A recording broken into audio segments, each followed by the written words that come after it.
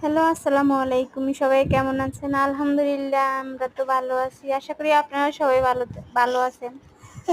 আল্লাহ ঈদের খুশি সবার মনের আশা পূরণ করুক। সবার ভিতরে ঈদের খুশি আনন্দ সবকিছুই রাখুক। দীর্ঘ 4 বছর পর বিয়ে হয়েছে যে 4 বছর পরে শ্বশুর বাড়িতে যাচ্ছি। মেয়ে হওয়ার পরে ওরা যেতে বলছে, তাই চলে যাচ্ছি। সবার জন্য শপিং করা হয়েছে।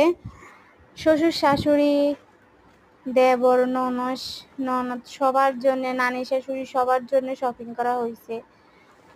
দোয়া করবেন আমি যেন ভালো ভালো শ্বশুর বাড়িতে মেয়েকে নিয়ে যেতে পারি।